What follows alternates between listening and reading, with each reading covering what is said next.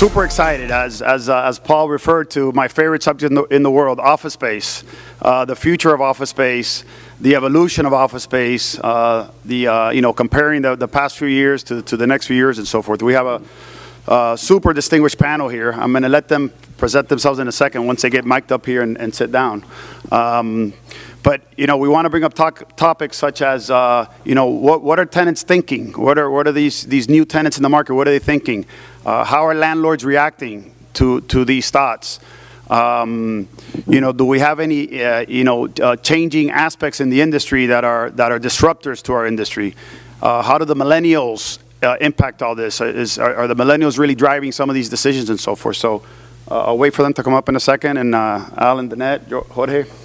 All right, if you can just all take 1 minute, introduce yourselves, who you are, what you do, and what your day-to-day looks like real quickly to get everybody an understanding of from what spectrum you're coming from. Ladies first. Ladies first. Thank you. Good afternoon. My name is Danet Linares. I'm Vice Chairman of Blanca Commercial Real Estate. My day-to-day is a crazy day every day, but we power through. Commercial real estate is like that, just like all real estate. I've been in commercial real estate since the mid-90s. I started in downtown. I continue to be in the commercial business district. Blanca Commercial Real Estate started in 2009 at the height of the recession, and it was Terry Blanca and I that were the first. It was her company. I joined her, and everybody thought we were crazy because we were starting a company at the height of the recession, but it worked out really well. We currently are a boutique firm, but we have a very large presence. We're number 5 in the county, and we're very proud of that. But commercial real estate has been a big part of my life, and I love it because every day is different. People are different, and that's what makes our job very unique and special. Go ahead, Alan. So I'm Alan Kleber, Managing Director of Jones Lang LaSalle. Been in the market here in South Florida since 1996, so we've seen some ups and downs. My day in, day out, beyond being a father and husband, is focused on advising corporations, both in South Florida, nationally and internationally.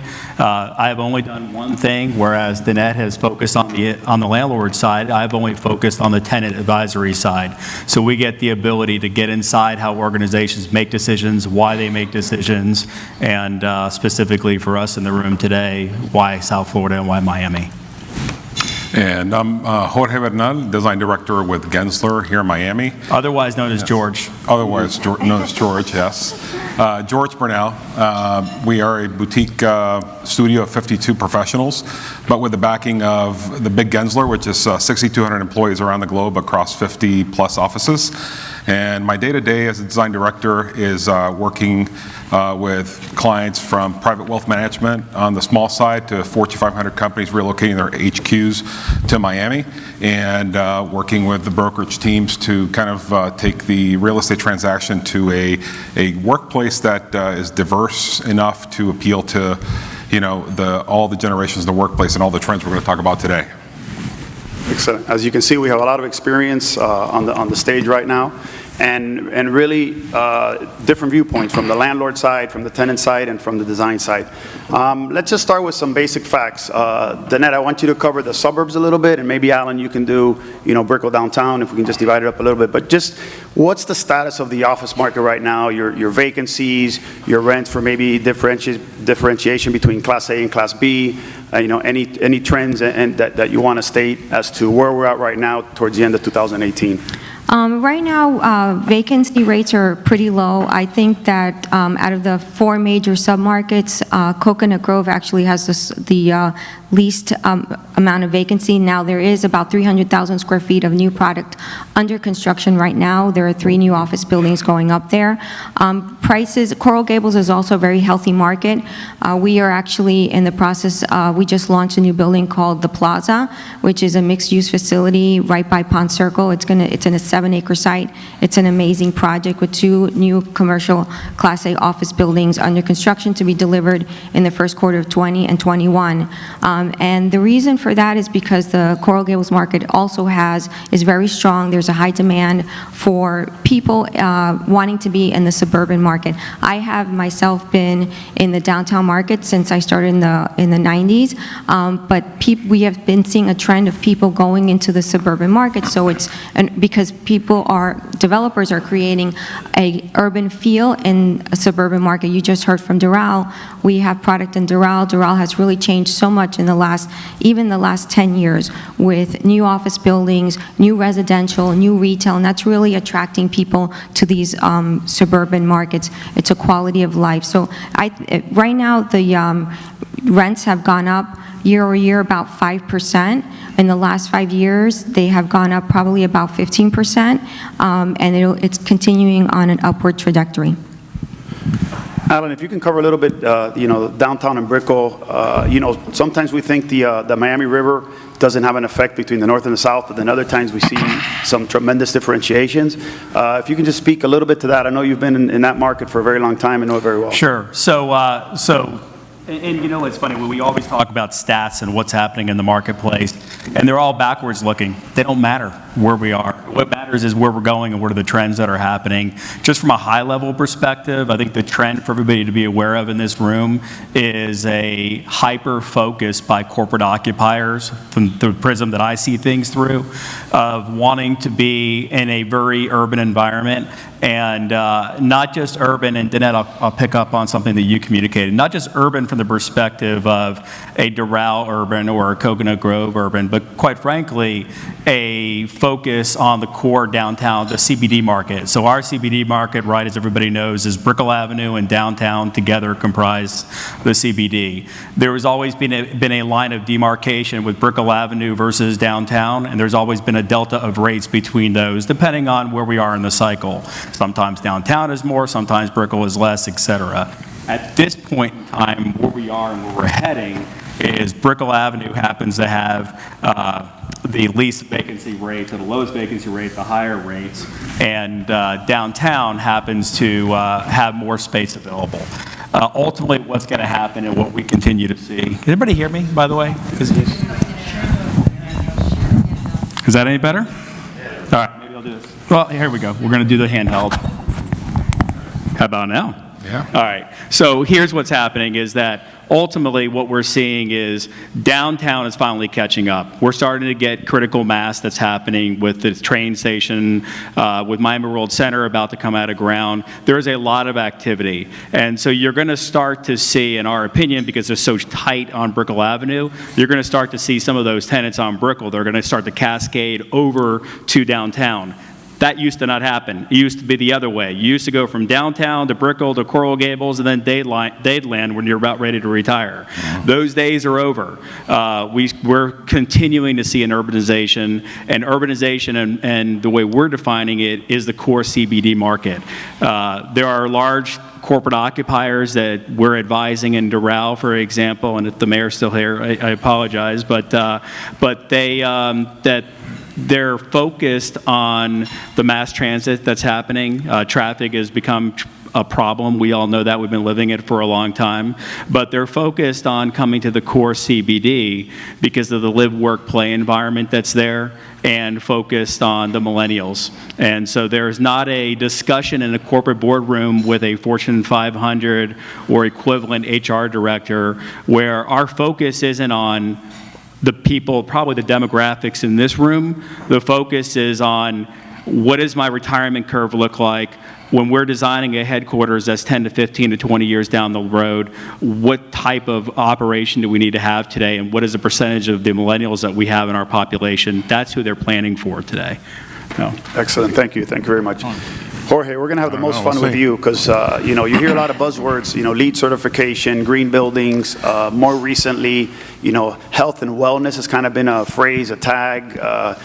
We've read reports and seen surveys, and we've worked with companies that are, some of the Fortune 5s that are now mandating that a certain percentage of their design aspect as they're moving into new buildings or relocating, redesigning, have to do with health and wellness for the benefit of the employees and the staff and recruitment and so forth. Can you tell us what you're seeing both locally and nationally in regards to that? Well, I think that's where the benefit of being a global firm comes into play here, is that we see the global perspective, but then we apply it to the local market. And at the end of the day, I mean, everything we talked about, community, whether it's Little Havana, Doral, and then looking at a little more micro, which is the building. People, the millennials, what they're looking for is a sense of community. They want to be part of something. And I think one of the later questions about co-working, it's, the attraction of that is really about you're coming together as a community, and the health and well-being side of it has to do with choice and not planning for the sake of putting 50 bodies into a space or 100 bodies. It's really around an activity. What is that company doing, right? What are the activities? And having access, obviously, to daylight, but not having to get in your car and drive 3 miles to go to have lunch, is being able to go downstairs and have 5 options or 50 options at your disposal, having mass transit, be able to walk to work, being able to have your kids go to school down the street. Even now looking at senior living, which is kind of people, the folks that are getting now to be the leaders of companies want to have their parents nearby. They don't want to have to drive 3 hours to go to their home. So it's really about that, having that choice and flexibility across the workplace, because there's a blending between work and home. It's all one kind of realm these days. So give us a few examples of, if you were to develop an office building today, what different kind of amenities are you seeing these landlords considering, and what are tenants mandating in these buildings? I think it depends on the market, right? I think when we worked on 1450 10 years ago, that set the benchmark, with roof decks and gym and amenity floors, meaning spec office conference centers. Nowadays, they're looking, the buildings in the downtown district, CBD, that are being redeveloped are catching up and trying to surpass that. Miami's a lifestyle city, and people want that lifestyle to be kind of part of the brand of the building. It's no longer, X number building or 801 Brickell. If I don't want to get anybody there. 801 Brickell. 801 Brickell's a destination, right? You have Komodo. That building's undergoing a kind of transformation as well. So it's really, I work in this building, or I work in downtown Doral, or I work, at City Center, right? It's the brand. I live here. I work here. Excellent, thank you. I wanted to just add, as a landlord rep, what we've been seeing is a lot of tenants asking for gyms, even though they don't use them, but they do want that. Another thing that's very important to them is conference center space, because tenants always have conference rooms in their space, but they may want to entertain a large group, have a large conference, so conference rooms that can hold at least 50 people, sometimes 100 people, that's divisible, in addition to the green space. And there are companies like Facebook, when they came into the market, one of the things that was important to them was being able to give their employees a space where they can walk around, just go out with their laptops and their phones. They can work, they're being productive, but they're in an outdoor setting. So that's something that's very important to landlords too, is trying to create those rooftop spaces, and also just surrounding around the building, someplace where they can walk. Bike racks are very important. I just heard about bike washes being installed in buildings as well. Mother's room, meditation room, yoga, all of this is becoming very important to the employees. So of course that translates to the landlord, and trying to offer the tenant that lifestyle within the building. And just to add to that, from a corporate occupier perspective, an occupier is not just looking at a building in isolation. They're looking at the ecosystem. They're looking at the environment. So when we're narrowing it down to, let's just focus on Doral, Coconut Grove, downtown, whatever it may be, we're not just focused on that specific building, but they're focused on the walkability. Where can we walk to? Where can we get a set of environments that we can explore for our people, for lunch, for hotels, et cetera? All the obvious stuff that you would consider would be important, but they're not just looking at it in isolation. I mean, there's a point to where a major, let's call it a highly creditworthy tenant, right? The one that everybody's going to want to chase. If your building doesn't have green space as a place that provides an experience that's interesting for them in terms of going and having a coffee outside the space, et cetera, having a conference room, that's almost cliche. That's expected at this point. Tenants and corporate occupiers are looking for more of the experience in the ecosystem and the environment that surrounds it. The other thing, too, is when you think of inside the box, not from a developer, from a supply side, but ultimately who drives our economy is the demand side, right? So from the demand side, what the tenants are very focused on is the ability to get greater density. So I can't tell you the number of times where we've advised large corporations, and I don't mean call centers, where we are coming across code issues in regards to fire and other issues as occupiers become more dense.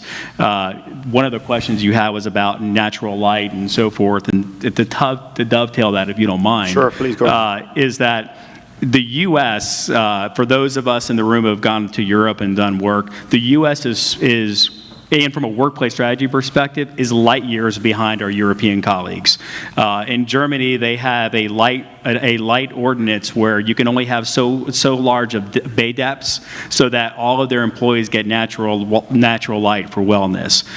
So that's a known. But the point of the matter is that benching has always been in Europe for quite some time. It's now made its way to the U.S., and not just in the IT world, but across the spectrum, because the shrinkage of space, and I'm getting into your space. No, but I wanted to add when you're done. Yeah, but the shrinkage of space, Yeah. it's not my desk, and it's not my space, it's my community is the way that organizations are looking. And they're not looking at it just from the perspective of if you looked at the ranking matrices that we put together for companies that are making big relocation decisions, it's not about just the deal and the space in the building. It's much broader than that. Well, it's the me versus we space, right? So, I mean, we're not necessarily talking about adding square footage to the tenant. It's really about maximizing the space between the four walls, and really a careful balancing act of giving them enough flexibility so that the organization day one may look one way, and 5 years, as Alan was talking about, the retirement curve, in 10, 15 years, wherever the lease maturity happens, you have to design for that. And what happens to this space over the next 5 to 10 years, you continue to adapt so that you have all these different rooms that are adaptable very quickly without a large capital expense to give everybody choice. And it's really about balancing almost one-to-one of me space versus we space, which Miami, again, we're a little further behind. We're not yet to the one-to-one or one-to-one and a half. So back to some basics. Danet, Alan, you both mentioned historical price appreciation, rent appreciation, which has also led to per square foot sale appreciation in the office buildings. How are the 90% of our tenants, which are typically less than 20 employees, 15, 20 employees, and are faced with rising rents over the last few years, what has been the result of that? Are you seeing them having to make some strong and harsh decisions? Are you seeing them what kind of alternative paths are they taking, or are they stepping up and increasing their rents, at a 5 or 10% clip per year? A couple of things that we have seen is tenants are right sizing. So when they occupied, let's say, 10,000 square feet, they now see with what Alan was talking about, how tenants are more benching and trying to get more employees into a space. That's what's happening. So if a company was able to fit into 10,000 square feet, now they're actually fitting into 6,000 or even 5,000 square feet. The ratios are crazy these days. And one of the issues that landlords are having is parking, although Uber and Lyft has really changed the way we all do business, and also with the entrance of Brightline, that has opened up public transportation greatly as well. So that's one of the things. The other thing is, if a tenant has typically been in a Class A office building, now Class B office buildings are renovating, and we just saw one yesterday that they spent, I forget how many millions of dollars. It looks beautiful. So if you can no longer afford a Class A space, the Class B product is actually really good, and you can get in there for about 15% or 20% less than what you will pay in a Class A building. And what I would say is, George, correct me if I'm wrong on this, but I think that over the last 5 years, I keep dropping my notes, everybody notice that. Over the last 5 years, what we've seen, thank you, Danet, is that... I'll take his notes now. There's nothing secret in there. But over the last 5 years, here's what we've seen. Organizations used to be one-to-one. One-to-one meaning one seat for one person. And as we've had the increase in occupancy costs, and organizations are trying to tightly manage that because a dollar saved is a dollar that falls to the bottom line for them, ultimately we're getting to the type of analysis with a larger, even a 20-person office. Part of our process is going in and identifying who's mobile. Who's not here every single day? So if you have 5 people that are quote unquote salespeople, how often are they truly in that space? How often are all 5 of them sitting in the space at that point in time? And organizations are looking at that. So there is a component of hot desking and mobility in the workplace that continues to be built in, and that's why you're seeing greater densities starting to happen as well. Yeah, and I don't want to jump ahead, but I think part of that, I mean, it's Miami, again, it's been slow to adapt to that kind of mentality, which is why all the co-working, I guess, groups that are in Miami in the market right now are kind of incubating those future tenants that have that kind of hot desking where you could start off at the communal table and then you could work yourself up to an office. But that mentality will start affecting the way we design spaces in the next 5 to 10 years. So I'm sure you all been, reading the media reports and so forth, but the executive shared space, the WeWork effect, in New York, I think they've now announced they're the first or second largest user of space, occupant of space. Who was the other big one?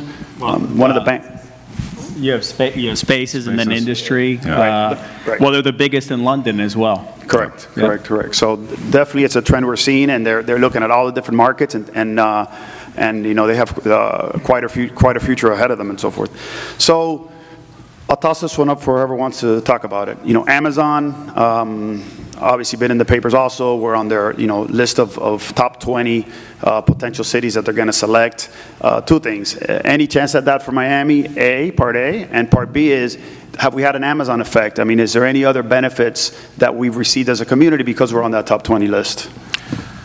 So let me go back though to the WeWork thing just for a minute. So we were in a meeting, an internal JLL meeting, we were talking about this, and I don't know if anybody is aware, but if you take the perceived market cap of what they think is where the value of WeWork is going to be, it was larger than the market cap of JLL and CBRE combined. It was larger than 2 organizations that have been around for 100 plus years each when you kind of aggregate those together. And for people who are doing business on a consistent basis across the globe, that is a staggering fact at this point in time, or a staggering number at this point in time. In addition, they have been a major disruptor to the industry, and in our opinion, they're just getting started. We could spend probably a full hour talking about the things that we anticipate are going to come down the pipeline as a result of not just WeWork, but the cascading impact that's going to have on WeWork. What I would share too is from an absorption perspective, WeWork and the others similar to them have been responsible for almost a full third of the uptick of absorption in the CBD market, for example. So it's happening, and it's going to continue to happen. They're out in the market in Doral and Coconut Grove and other markets. I'm not talking about specifically just WeWork, all of them, because they're all competing for space, and there's lots of new organizations that are popping up.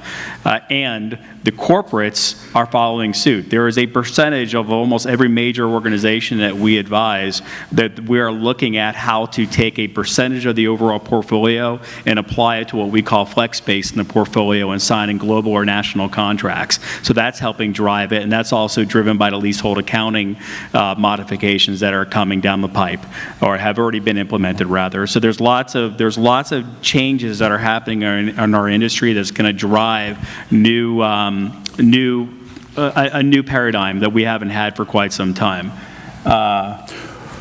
Good. Thank you. Yeah, perfect. That covers it. The only thing I'm going to add about the Amazon thing is that, they started with 200-plus cities, something like that. I don't know, correct me if I'm wrong, but, we're shortlisted down to 20, and Miami's in that list. At the end of the day, all that matters is that, Miami's been kind of cemented as a top market for that type of HQ, and it only kind of adds credibility to where we are as a city and where we're going. That's exactly right. There were about 238 cities that applied for Amazon. 20 cities were shortlisted. We were one of them. There was a story this morning how they're coming back and looking at the schools, which is very interesting. So they're really taking a deeper dive. Jeff Bezos, as you know, grew up in Palmetto Bay Area, and that doesn't mean that we're going to get Amazon. However, he is familiar. Miami has changed since he lived here. This is the #1 startup community in the entire country, which is why you have WeWork of the world really growing so much. And when they come into the market, they look for 50,000, 100,000 square feet. So this is not small. Right now they currently occupy about 3% of the market. But Amazon has really put Miami on a global stage. If an Amazon will want to set up their second HQ in Miami, now we're starting to see other companies looking and seriously considering Miami. In the downtown area alone, over the last 3 years, we've had an increase of 350% of tours of new-to-market companies coming to the downtown, the central business district, and really evaluating what's happening in Miami. If I can add to that, we have not had this happen. Some other markets have had it occur with JLL, where major occupiers and employers, when Amazon has shortlisted their market, there is a lot of deep analysis in regards to what impact that might have on the labor market. And so although there is a positive with Amazon selecting us as a shortlist, there's also another implication, which is major employers that are here that are already having challenges because we have such a tight labor market. Could you imagine when those high-paying jobs are here, and they're not all going to be transfers. No. They're going to be from maybe even people in this room. So there's going to be a lot of internal challenges that we're going to have as a community if that occurs, and that's being reviewed by a lot of astute companies that are more focused on what the end result of their decision may be.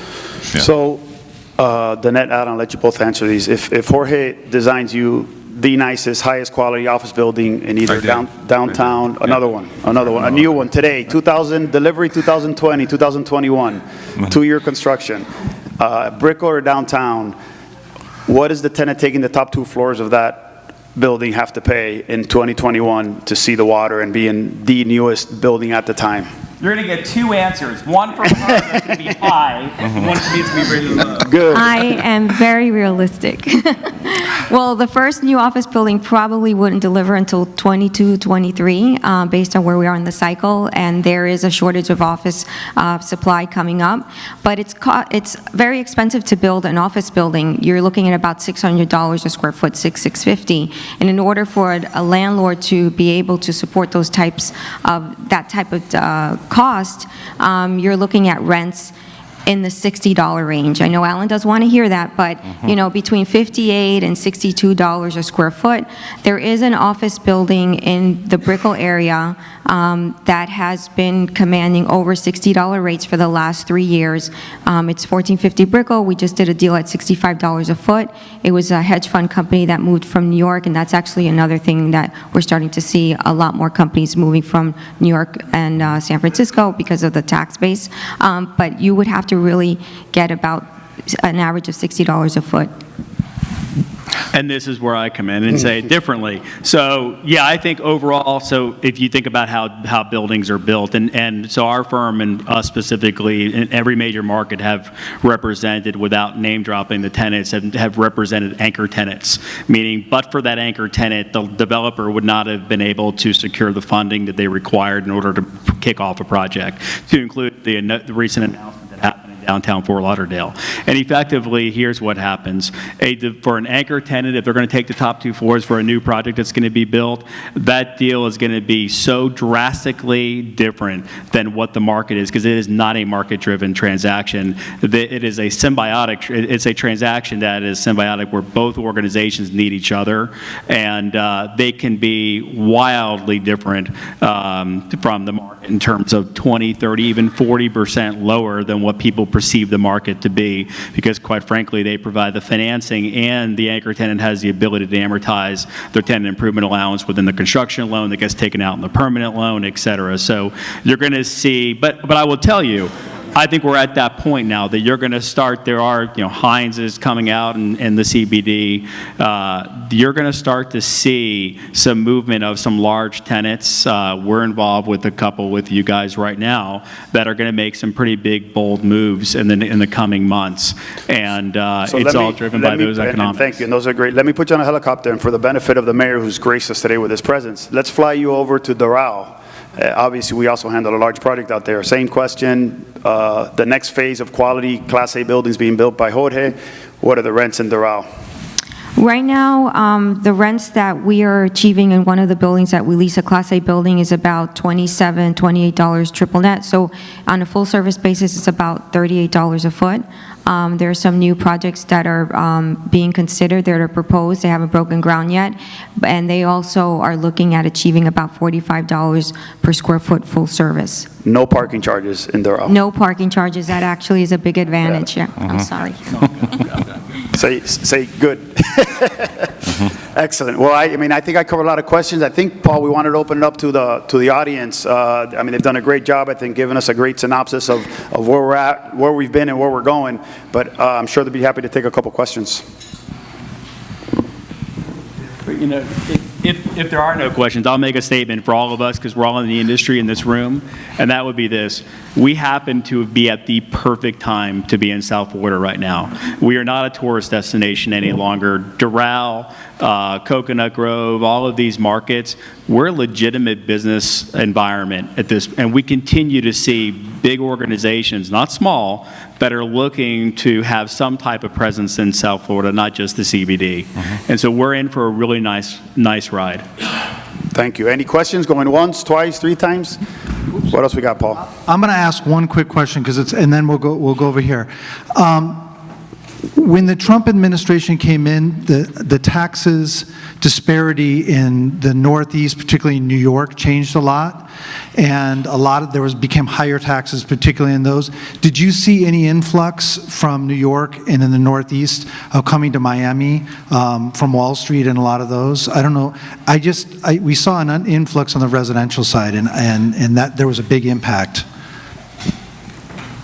There's one company that recently announced that they're moving down, is I-Square. They took about 20,000 square, they took the penthouse of 600 Brickell. They paid a pretty penny, but we're starting to see not only that company, but a lot of financial institutions. We're seeing also companies that want to sell, and before they sell, they move down.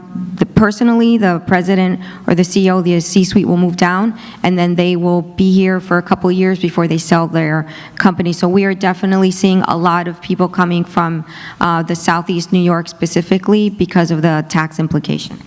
And we've also seen, so the hedge funds have been big. Palm Beach has been a very big recipient of that, although there was one at Brickell as well. But there's another component as well, and that is the labor market. So we're seeing younger talent coming out of California and the Northeast that are moving here specifically. It'd be surprising to hear because of taxes. And from listening to their folks talk about the tax burdens that they've had, we're starting to see really interesting talent come into South Florida because of that, which is going to help us from a tech boom perspective. I was just going to add that we're working with similar companies that are actually two that are relocating their C-suite, basically their global HQ to Fort Lauderdale in this case, but downtown Fort Lauderdale from the Northeast. So yes, the answer. We have one more question here, and then must be present to win. Everyone who hears what I'm saying is clearly present, aren't you? Are you present? Okay. So then we're going to do some giveaways, and then you guys are free to do whatever you want with the rest of your day, okay? I'm giving you permission.